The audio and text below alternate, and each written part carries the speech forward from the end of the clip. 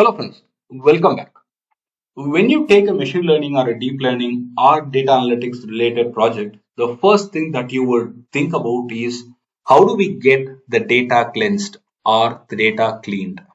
This session is going to give you clear ideas on the data cleaning and how do you do it will be covered in the next session. How do you clean the data? What are all the methods available for that will be covered in the next session. But importantly, you will understand what are all the kinds of the dirt that you will get in the data and what are the steps that you need to do. All those will be covered in this session very clearly. But before that, we need to answer a question. Why do we need to clean the data? First, you will prevent wastage of time and importantly, you will avoid faulty analysis. You are going to work on something which is faulty, which is having dust in it, which is having dirt in it. That data will not give you the best results. So whatever time you spend on it will eventually be considered as waste of time. Second, with the unclean data, you may lead into the wrong conclusions. It is seriously disastrous. You will have problems with the results when you have wrong data with you. And once you clean the data, it gets you faster processing and importantly, you will get better results as well. When the data is all good, the results are all good. So it's a preliminary step, right? So you need to understand it better.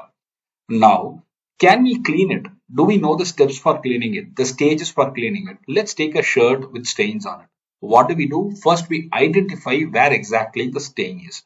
Second, based on the type of the stain, if it is an oil stain or if it is something else, we will select the appropriate cleaning agent and we will apply over it and we'll start rinsing it. We will repeat the process until we get the stains removed out of the shirt. That's very simple, isn't it? Same is the case here. First, we need to identify where is the dirt. You need to identify what's wrong with the data. This is the first step. When you get this right, rest of the steps will go eventually right. Second, you need to scrub the dirt. Yes, just like scrubbing your shirt, when you spotted the stains on it, you apply some chemicals over it, some agents over it, and you start scrubbing it. Same is the case here.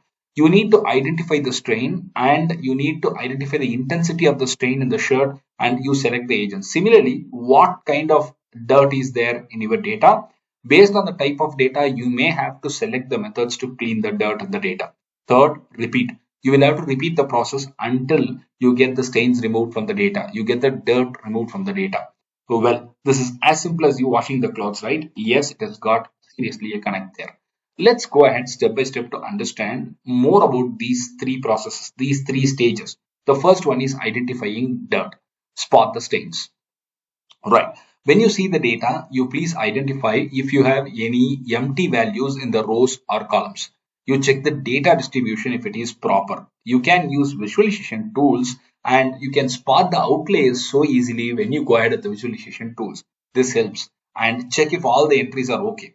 For example, in the spot of name, there could be a column called as name and there you can have entry as 28099089, which is nothing but the date of birth. And in the date of birth column, you may have Sachin Tendulkar, which is a name. So these random checks will help you in identifying dirt in a much easier way. And this is a very important thing. You need to check the consistency. Second step, can we scrub the dirt or stain?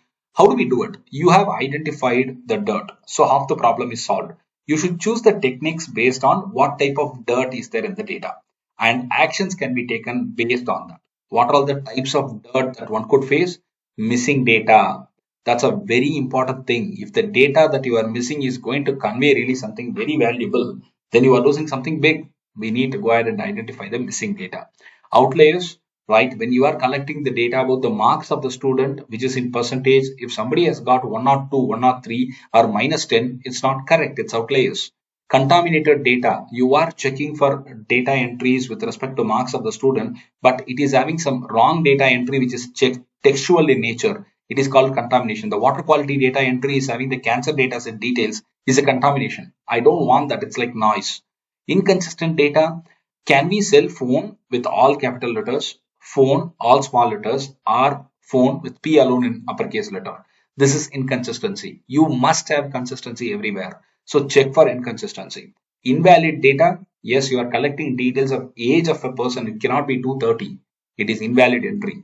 Duplicate data, same value coming twice is called duplication and you will have to remove it. Data type issues, depending on the type of the data, you may get data type issues. Strings related issues are mostly cited, and we will talk about all these and how to handle this in the next session, and it will be helpful. Structural errors will be there as well, which can be with respect to the measurements, and you need to tackle it. How are we going to solve all this? I will tell you each of this, and I'll explain you the methods to tackle each of this as well. Well, what is the third step? Rinse and repeat. You repeat the whole process, as you must have missed or you could have missed some real good errors that you can spot in the next time. You may discover new dirt as well. Okay, I'm rinsing it and I'm analyzing it thoroughly again. I may spot a new dirt, and you will gain more data, more information, more knowledge about your own data. You can understand your data much better when you keep looking at it multiple number of times, and through this process, it's a biggest gain that you get. Overall, it's very simple. You need to have three steps. The first step is where is the dirt? Second step is scrub the dirt. Third step is repeat. When you do that, you will understand your data better. And data cleansing is so very important, and have the data clean.